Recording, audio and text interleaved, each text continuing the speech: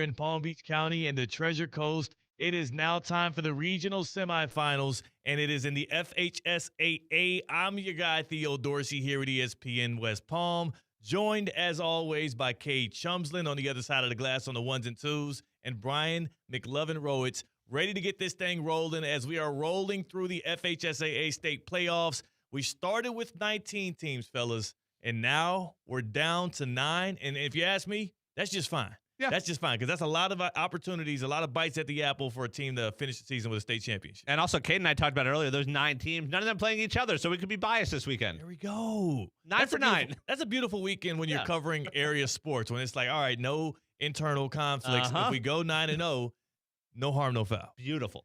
So this past week, we were not only introduced to the FIT, we also opened up the FHSAA state playoffs, which is the thing that we're all accustomed to. Before we get into all of that, what is y'all's first impression of the FIT, the football invitational tournament, as I believe they're calling it? I thought it was fantastic because teams still want to play. You talk about all the seniors on these teams who are playing in their last games. Maybe they didn't finish the regular season like they wanted to, and now they have another bite at the apple. Let's talk about what's going to happen tomorrow night. Royal Palm Beach, Dr. Joaquin Garcia. Yeah. Royal Palm, who was at once in our top 10 at the beginning of this year, didn't necessarily finish the season strong. A tough loss against Dr. Joaquin Garcia. Now third time's a charm because they beat Dr. Joaquin Garcia last year. They lose to him by 1 point this year, and now we've got another battle, this time at Joaquin Garcia, but it's also for a playoff spot into the next round of the FIT. So that's going to be a bloodbath, even though it's technically in the FIT. Also, another opportunity for these kids to get tape, to get film. Like if a coach is in town, like, oh, let me hit up a Thursday game. Like the stakes are still the same. It's still win or go home. So it's an awesome opportunity for these kids. All we got to do is get one of Lane Kiffin's son to play on the team, and we'll have the Gators That's right. in the house watching the game. Okay, how about this? The Florida Gators weren't represented, but there were a lot of players that will probably be playing on Saturdays at Vero Beach as the 1 seed and the top-ranked team in the area took on Lake Nona, facing a 5 seed there at Lake Nona crib. this week. Oh, excuse me. Yeah, They took on East Ridge, and they beat them 57-10. Lake Nona is this week now that they advanced into the region semis. But what did we see out of this win from the Vero Beach Fighting Indians? And, Brian, you told me there's some new blood, a familiar face back with the Fighting Indians. How about Champ Mons, first time since week 1 playing? 3 touchdown passes and a touchdown run. I think he's doing okay. Yeah. And Vero has been dominant all year, and now you add that piece back, and you still have Ephraim White, but you say, hey, you can go play receiver. You like doing that, right? Like, it's a dangerous Vero Beach team. And we saw Champ Mons a little bit, obviously the week 1, but I saw him getting warmed up with Ephraim White multiple times throughout this year, and he looked just fine. So Vero Beach has definitely been cautious with him, but they've also been allowed to do that. Not a lot of huge big games down the stretch for Vero Beach. A lot of their earlier matchups were the ones that they needed to win in order to make statements in the FHSAA Class 7A. So now he's back, fully healthy. You have an easy win against East Ridge, and now you're going up like a Lake Nona team who just had, what was it, Brian? You told me their first playoff win in a couple decades? In school history. There you go, exactly. Yeah. So now you got a team that's going to be fiery coming off another playoff win. Let's go get that win. You don't have to deal with, you hopefully don't have to deal with Dr. Phillips. Hopefully Fort Pierce Central takes care of them. Then we'll have a Palm Beach County Treasure Coast battle going to the state semis. Yeah. Huge day coming up for Vero Beach on Friday night. Right. We don't want to look ahead too far, but yes, if Vero Beach and Fort Pierce Central win, we get a rematch of the Kaiser Football 7-on-7 championship that we had this past summer that saw the Cobras come out on top. And by the way, the game of the week that they had in tackle football this year, that was pretty hotly contested as well, at least for the first 3 quarters. The funniest thing is I remember after 7-on-7, talking to Coach Watkins at Fort Pierce Central, he said, yeah, it's a good win. We beat Vero, but now we need to prove that we can do it with pads on. And they were competitive in that game with pads on. And I know we might be jumping the gun a little bit, but if they get another shot at it, round 3 between those two, it's a heck of a Black Friday. Speaking of the Cobras, the next game we get to, the Cobras almost didn't make the cut. The Cobras hosting Palm Beach Central, a team that is residually in the state playoffs. They are used to this. Fort Pierce Central, well, they hadn't had a playoff win since 2013 until last Friday night. The Hail Mary to win it for the Broncos. Not only is it incomplete, it is intercepted by Fort Pierce Central after Palm Beach Central recovered an onside kick late. They were down by 1. They needed a chance to score, but the Central defense, they defended well when it mattered most. Fort Pierce Central now is going to enter a game at home because of Jupiter's loss to Dr. Phillips. Fort Pierce Central and Coach Mike Watkins gets to host another game at Lawnwood Stadium, this time against that Dr. Phillips team, which in its history has been a state power, has won state championships in the past. But they're a 7 seed. They just had a dogfight with Jupiter. And Palm Beach Central, you know, I don't set lines on these games, but I would say that, Fort Pierce Central should be, if we did set lines on it, favored in this matchup. Yeah, that's a weird thing. Like, Dr. Phillips is a 7, but I don't know if they're actually a 7. Yeah, they're not we a saw 7. last year, they knocked off Vero in the regional finals. They knocked off Jupiter last year as well. Like, they rolled through our area. Yeah. Cade, you were at that game last year to see Dr. Phillips. They're a 7, but that's not really a 7. Yeah, they played really clean. Now, I would agree with you guys, and I'm going to jump the gun again right here, but I just saw Spanish River take down a 7 team that historically is not in Western. So Dr. Phillips just could have an off year right now. Class 7A, they take those rankings very seriously, and Fort Pierce Central truly has a great chance to take down Dr. Phillips from Orlando. Yeah, I like Central's odds. They get the game at home.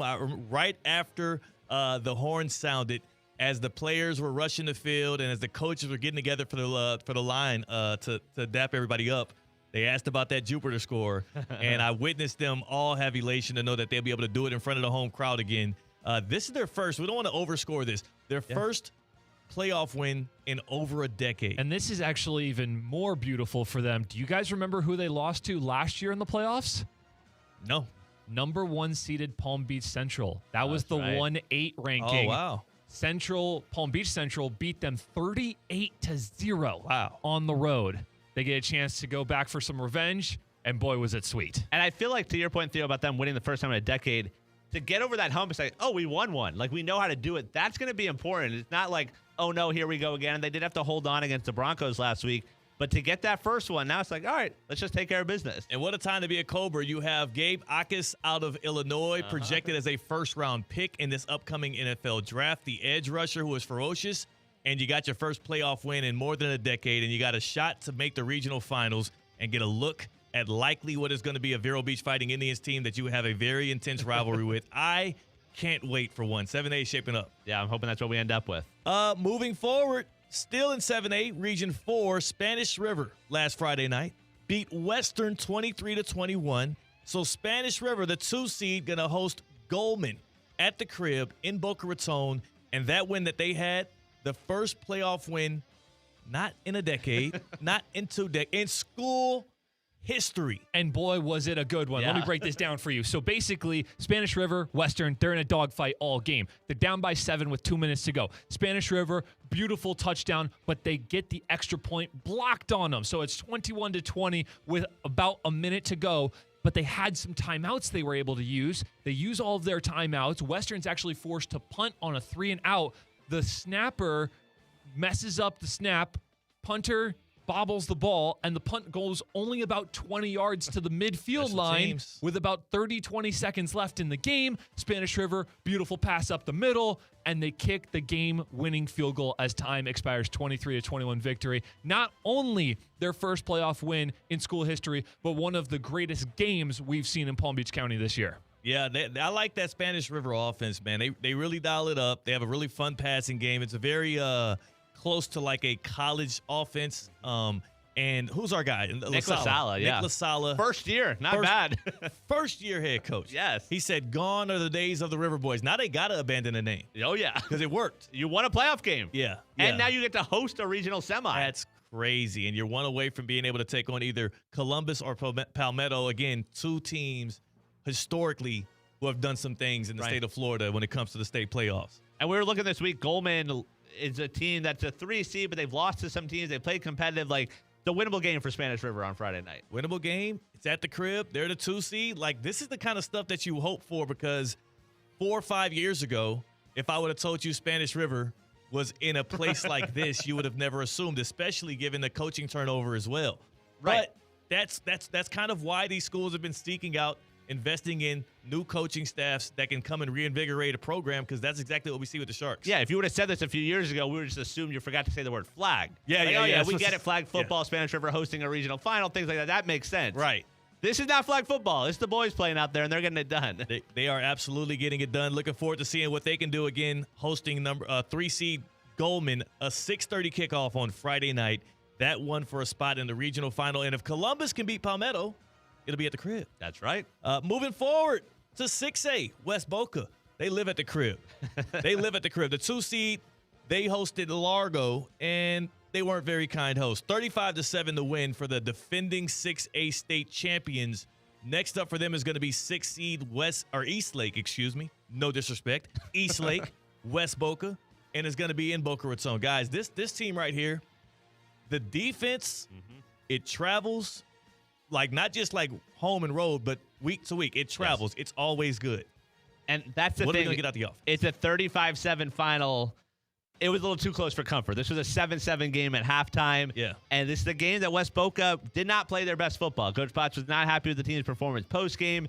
And you look at it and say, hey, maybe it's a good wake-up call. Maybe it's like, we did not play well enough. You turned the ball over 4 times, but you still won by 28. You're still moving on. So maybe that's the wake-up call they needed, because you mentioned traveling. They're the 2 seed. So a win this week, they're probably on the road for the regional finals next week. But taking care of business, that defense, I'll put them up against anyone. Doesn't matter the opponent, because that's going to keep them in games, and that's why they are the defending state champs. It's really going to depend on quarterback play. Yeah. Brian, you said they put up 3 different quarterbacks in this game. They're trying to find someone with an arm. You obviously know Davian Mallory is going to be good, but Largo came into this game and said, Mallory, you're not going to run on us. And how many yards does he have? Like 60-something. Yeah, exactly, right? So if they become one-dimensional in the passing game, West Boca needs to find that number 1 arm right now, and so far they haven't been consistent with it. I'm not saying it's not there. They have some talent. I've seen it. The wide receivers are decent, but they're going to have to trust somebody fully and completely, and in order to go in the future, because I got a good feeling everyone's going to take Largo's formula of shutting down Mallory and forcing them to pass it. Yeah, I mean, you played 3 quarterbacks, and all 3 of them threw at least an interception.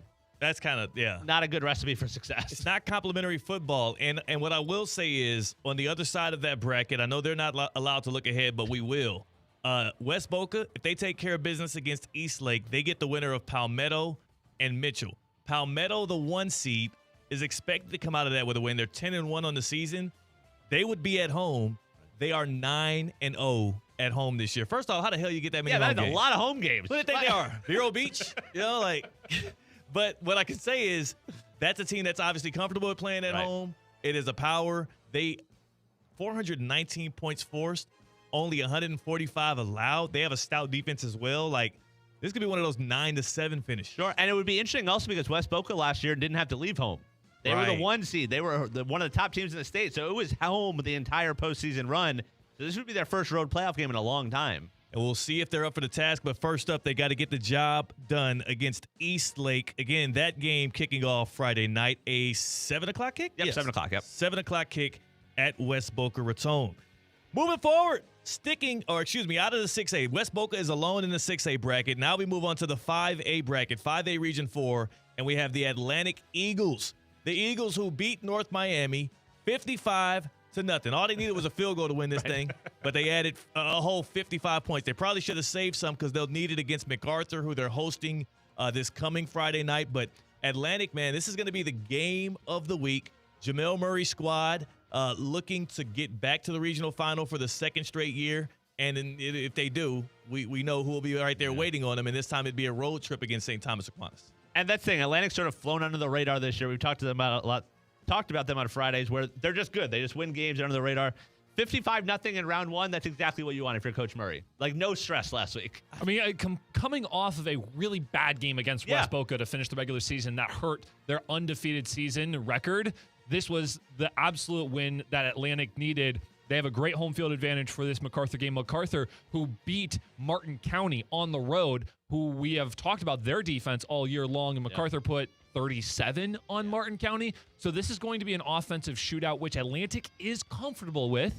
You talk about Miami Norland, who just destroyed Jensen Beach last week. Atlantic put up 34 on Miami Norland or something like that. This team knows how to score. They have a great sophomore quarterback in Pedro Martinez.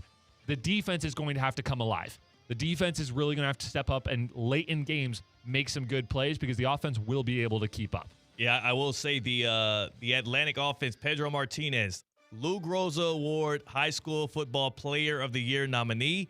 He had not 1, not 2, I'll save you some time. 7 touchdown passes in that win. Is that good? I think that's enough to get the job done. So that is one thing that you question, right? How does the young cat, the young bull, perform in the playoffs? You get a shutout, and your quarterback also looks pristine. We'll see if that carries over this Friday night. I'm looking forward to seeing the action, man. Yeah, like you said, Player of the Year nominee, and I feel like he doesn't get enough credit. Like replacing Lincoln Graff, a 4-year starter at Atlantic, and just rolling in there, no problem, getting them a 2 seed. Obviously, you talked about the Big Bad Wolf looming next week with St. Thomas, a team Atlantic hung around with last year in Delray Beach. But take care of business this week. Move on. We'll have the call Friday night. We will have the call Friday night again. That is the HSS Florida High School Game Day game of the week. We will have C-Cat and Jamel Stewart. I think is he familiar with the Atlantic Eagles? He might be a little biased in this one. Just going to throw that out there, but that's fine. That's fine because it's not another area team. MacArthur's out of area, so be as biased as you want. Again, Jamel Stewart, former head coach of those Atlantic Eagles. Moving forward, because we have nobody left in 4A or 3A, we got to take it down to 2A. And Glade Central, the kings of the Muck right now, two-time defending champs of the Muck Bowl.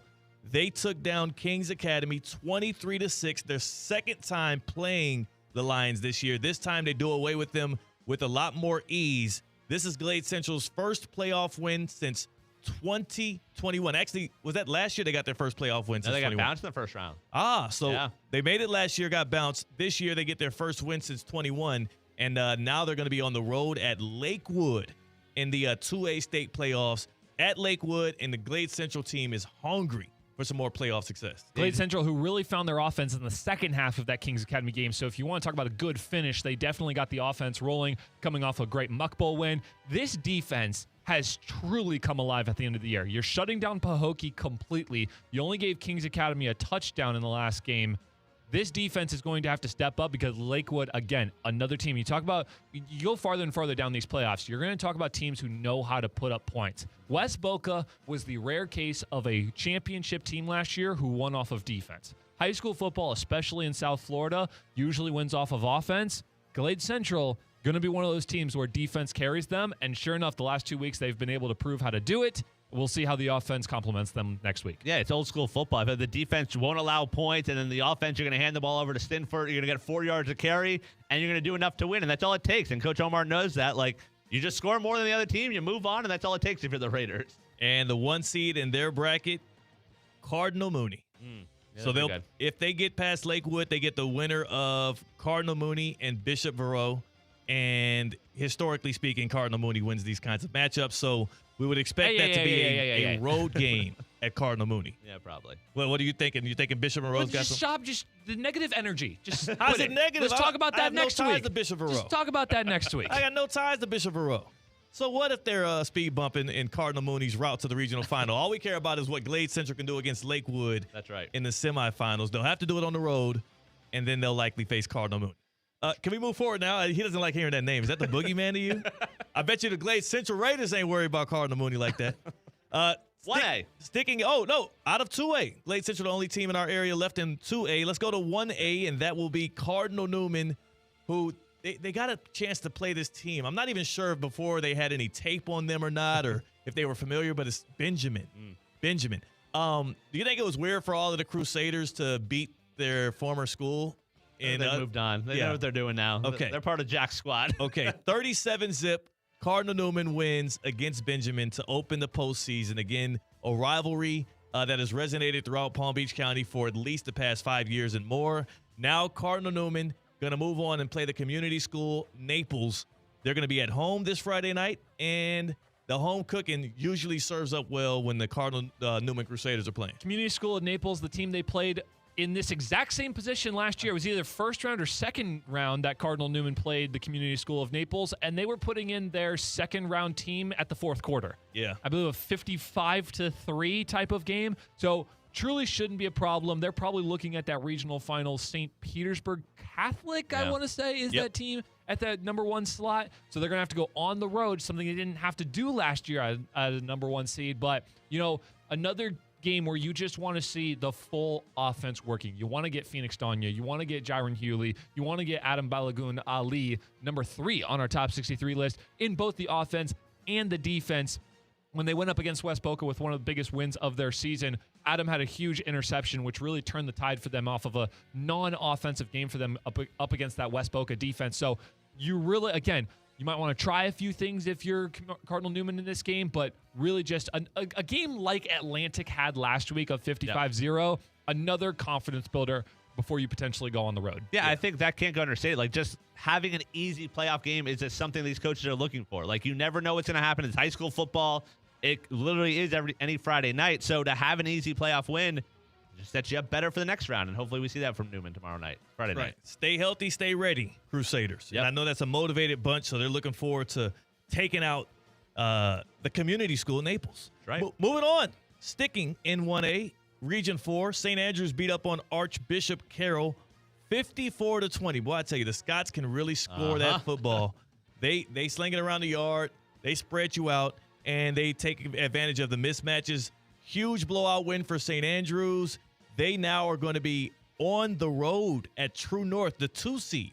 This is a Thursday night game. Yeah, Thursday night down in Miami. It's a shared stadium, so there's another team playing there Friday. So they're a Thursday night. We'll have coverage from that one. You mentioned them putting up points. That's what they do. Dylan Faison, Wesley Wing, Quinn Connors. There is talent around that team.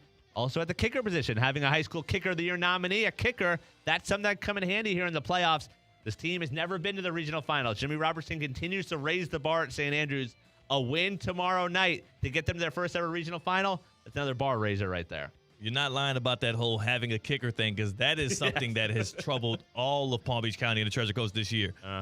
Not to shade high school football players, but I will say we've had better kicking in the past. And I think a lot of these games are going to come down to just that, extra points. Look at Palm Beach Central versus Fort Pierce Central. Yes. 1 point game, and it was like that for a reason. Missed field goals and extra points throughout these games. We need to see what teams are going to be able to play big in the big moments, and a lot of the pressure-packed moments come down to kicks. Yep. Let's see if the special teams is one of the edges that St. Andrews has. You mentioned Kaywood Spanish River. Their season almost ended because of special teams. They ultimately moved on because of it. Yeah. But they could have lost by 1 because of a blocked extra point. So it's take or hit or miss right now. Yeah, it absolutely is. You said St. Andrews trying to get to the regional finals for the first time in school history. Yeah.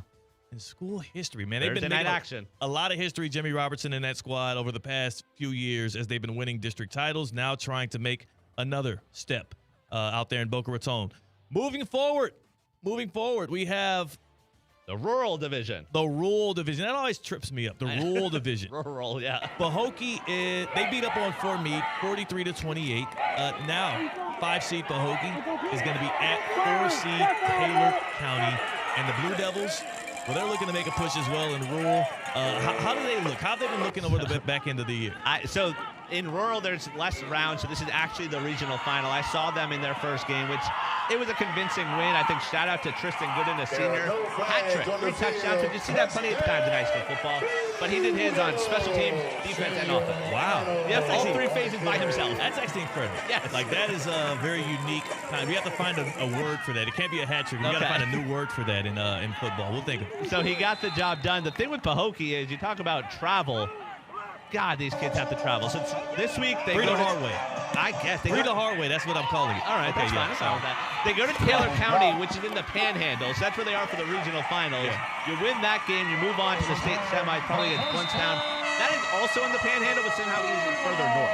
They're essentially in Georgia. So, there's going to be a lot of bus time for the Blue Devils the next couple of weeks. But if you're winning, that's all that really matters. Don't call it rural for nothing. You know what I'm saying? Those calls for rural. Can you say that again? Yeah. I'm very entertained by this. Try it. Rural. Okay. I'm just going to say rural. I don't know where the second R went, R-U-L-E-N. but sure. It's hard to get all those R's out of it is. It's a mouthful. Scooby-Doo. Rural, I can't do all that. Also, speaking of Pahokee, 9 straight years of at least 1 playoff win. Talked to Coach Lamons about it last week in the coach's corner. And he talked about how, it's nice to win a playoff game, but it's Pahokee, so they got higher expectations.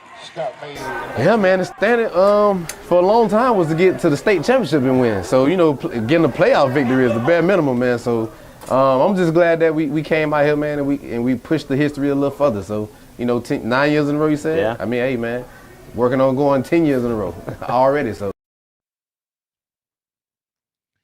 Moving forward to the FIT, the Football Invitational Tournament. We are getting into the regional finals right now. Last week, Royal Palm beat Palm Beach Lakes 32-0.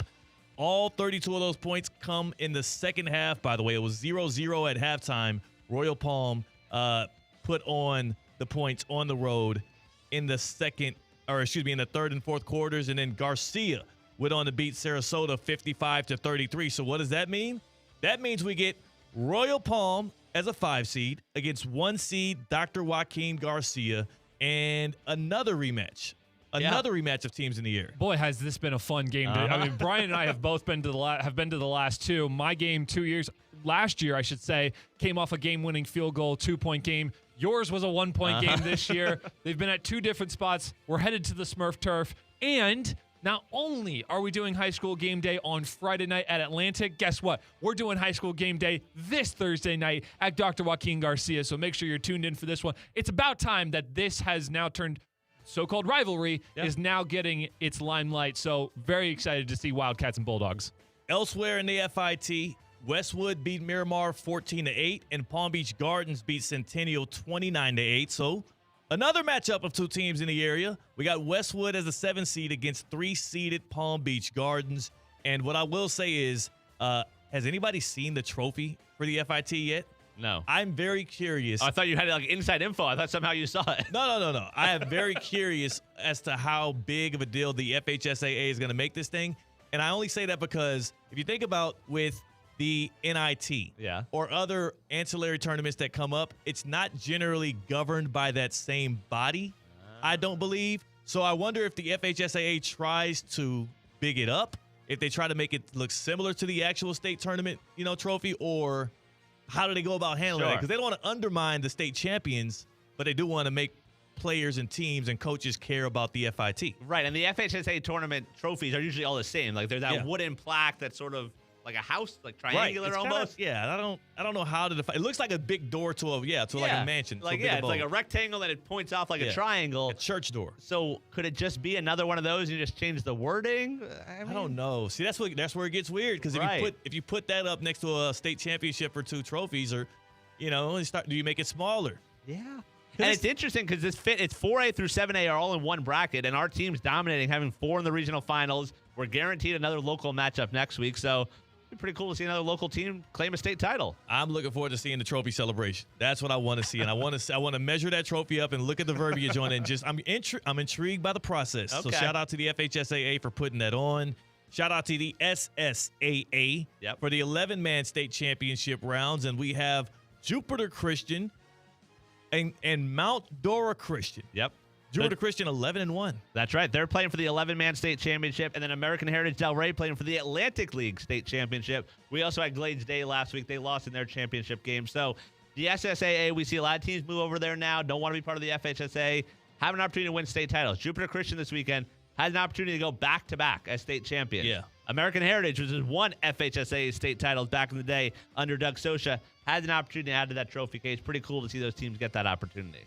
I absolutely love this, especially given the fact that we have not yet figured out what to do with teams like Chaminade and whatnot. Like, what was the progress on that? Wasn't there some latest news? Next year, we will have the open bracket. So the top 8 teams, regardless of class size and school size, will be in their own playoff bracket. Yeah. The issue then, if you're a Chaminade and you have a down year, you lose a game or 2, and you're 10th, you're still beating up on everyone in 1A. And it's like, well, no, get them in there. Like, just pick the 8 right now. St. Thomas, Chaminade, Venice, you're going there. Just call it now. It's going to be a race for the 9 seed for some of those teams. They're going to be like, you know what, man, this is a little tough. A little tough up here. Like, whoa, these guys are equal competition? Yeah. Like, I don't want to do this. It's much more comfortable when we got to open up with St. John. No, I'm not going to name any school names. All of a sudden, Chaminade and St. Thomas having to play each other, and like, wait, we don't want to do this. Exactly. No, thank you. But we would love to see that. Right. So, especially when it's all on the line in the playoffs. So that is your look at round 2 of the playoffs, both in the SSAA, where they're in the state championship round, in the FIT, where they're in the regional final, technically, and then in the FHSAA state playoffs. Here's a look at some of the playoff matchups on your screen there. We talked about them. There's a visualization of it. Shout out Cade getting the graphic up. And make your way to a high school this Friday night. Yes. See some playoff football. You won't regret it.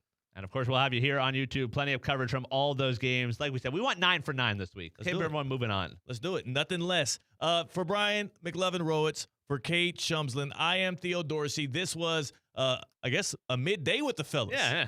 Midday with the fellas. You can watch it at night if it makes you feel more comfortable. Just watch it back tonight. Yeah, that's what people are used to. So, yeah, just press pause, watch it again Yeah. at night, and give us a second play on this thing, and we'll catch y'all